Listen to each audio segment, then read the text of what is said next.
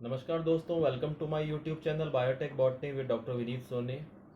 आज हम लोग एक बहुत ही इम्पोर्टेंट टॉपिक को डिस्कस करने जा रहे हैं और ये जो टॉपिक है ये छात्रों के भविष्य के लिए बहुत इम्पोर्टेंट है, क्योंकि जो बच्चे ट्वेल्थ करते हैं और ट्वेल्थ करने के बाद में जिन बच्चों का इंजीनियरिंग में या मेडिकल में सिलेक्शन नहीं हो पाता है, उन बच्चों के बारे में डिस्कस करेंगे। तो होता क्या है कि ये जो स्टूडेंट्स होते हैं 11th में 12th में स्टूडेंट्स होते हैं जो इंजीनियरिंग या मेडिकल की तैयारी कर रहे होते हैं, और अनफॉर्चुनेटली यदि उनका सिलेक्शन इंजीनियरिंग में या मेडिकल में नहीं हो पाता है तो उनको फाइनली उनके पेरेंट्स के सामने भी एक बहुत गंभीर समस्या बन जाती है कि अब इनको क्या करवाएं। और फाइनली उनके पास एक ही स्कोप दिखता है, और वो स्कोप होता है कि इसको बच्चे को बीएससी करवा देते हैं। अब बच्चे को बीएससी करवाने के लिए किसी कॉलेज में ले जाया जाता है, तो बच्चा जब बीएससी करने के लिए किसी कॉलेज में जाता है तो वो ऑलरेडी इतना फ्रस्ट्रेटेड हो जाता है, निराश हो चुका होता है, क्योंकि उसका मेन सपना था इंजीनियरिंग में या फिर मेडिकल में जाने का। तो वो जब बीएससी फर्स्ट ईयर में होता है और उसके साथ जब फर्स्ट ईयर में और भी उसके साथ उसके फ्रेंड्स आते हैं, और सभी लगभग उस वो जो क्लास होती है उसमें से लगभग 70-80% वो स्टूडेंट्स से होते हैं जो कि जिन्होंने हार्ड वर्क किया होता है इंजीनियरिंग और मेडिकल में एंट्रेंस टेस्ट को पास करने के लिए, लेकिन नहीं हो पाया, इसलिए सबने एडमिशन ले लिया। तो वहाँ पर जब वो पहली बार मिलते हैं तो वो बात करते हैं कि यस मैंने भी एग्ज़ाम दिया था, तूने भी एग्ज़ाम दिया था, और इस तरह की बातें होती है। और वो फ्रस्ट्रेटेड स्टूडेंट्स, उनमें उनमें एक निराशजनक होता है कि हम लोग क्लियर नहीं कर पाए, हमने इतनी कोचिंग की थी, हमने इतना पैसा लगाया था, लेकिन हम क्लियर नहीं कर पाए। तो बीएससी को भी वो है ना, बीएससी को भी वो ढंग से इसलिए नहीं कर पाते क्योंकि वो मेंटली बड़े डिस्टर्ब होते हैं फर्स्ट ईयर में।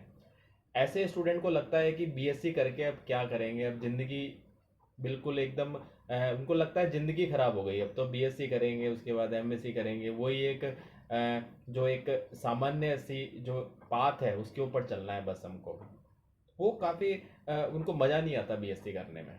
तो मैं ऐसे स्टूडेंट्स के लिए आज मैं बात करूँगा, क्योंकि देखिए जिन स्टूडेंट्स का इंजीनियरिंग या मेडिकल में सिलेक्शन नहीं हो पाता है तो वो कभी कभी भी निराश ना हो। इसलिए निराश ना हो क्योंकि उन्होंने एक नए नए पाथ में, यानी कि एक नए पाथ में एंटर कर लिया है, और वो पाथ है बीएससी का पाथ है। और बीएससी 3 साल की बीएससी बच्चा करता है, और बीएससी जब वो करता है तो उसको हमें मोटिवेट करना है कि भाई तेरा यदि नहीं हुआ सिलेक्शन तो कोई बात नहीं, ये BSc is also very important, क्योंकि 3 साल की वो ग्रेजुएशन करता है, 3 सब्जेक्ट लेके 3 साल की वो ग्रेजुएशन करता है। और 3 साल के अंदर हमें उसको स्टूडेंट को मोटिवेट करना है कि कोई बात नहीं, यदि इंजीनियरिंग में नहीं हुआ, मेडिकल में नहीं हुआ, आपने कोचिंग की थी तो पैसा लगा कोई नहीं है, लेकिन नॉलेज तो मिली है ना उस बच्चे को।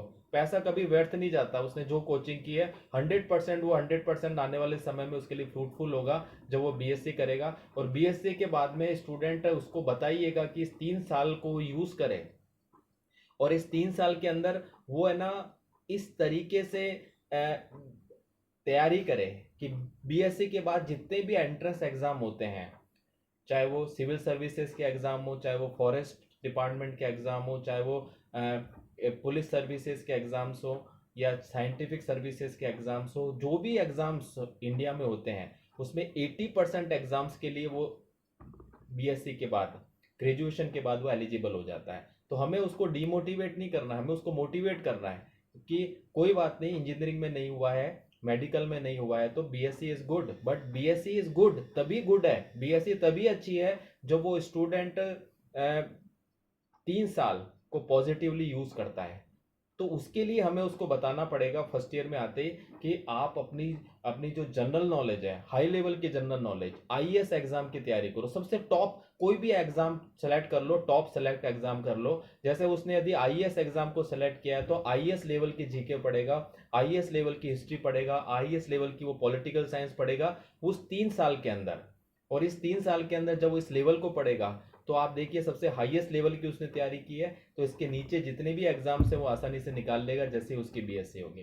तो हमें उसको बताना है कि ऐसा नहीं है कि इंजीनियरिंग में नहीं हुआ, मेडिकल में नहीं हुआ तो आपकी ज़िंदगी ख़राब है, ज़िंदगी उससे भी अच्छी बनेगी। उसको बस उसको डीमोटिवेट नहीं होने देना है, उसको बताना है। और मैं स्कूल में जो टीचर्स हैं, स्कूल में जो 11th-12th में जो साइंस के टीचर्स हैं उनसे भी कहना चाहूँगा कि आप बच्चों को केवल ये ना बताएं कि इंजीनियरिंग और मेडिकल ही होता है सब कुछ।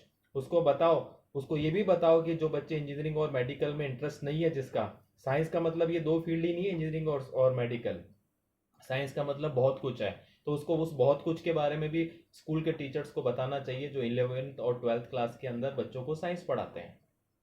फिर आप देखिएगा कि ये जो बच्चे हैं, ये जो ब्रेन है, वो किस तरीके से हमारे नेशन, हमारे इंडिया के को डेवलपमेंट के अंदर मदद करेंगे।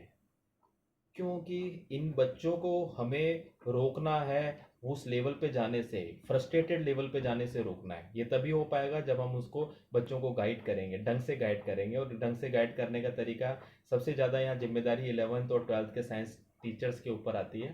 तो आप ध्यान रखें, सभी टीचर्स से मेरा ये रिक्वेस्ट है। और आप लोगों को कोई भी दिक्कत आती है, समस्या आती है, आप मेरे चैनल से जुड़ें। Thank you very much.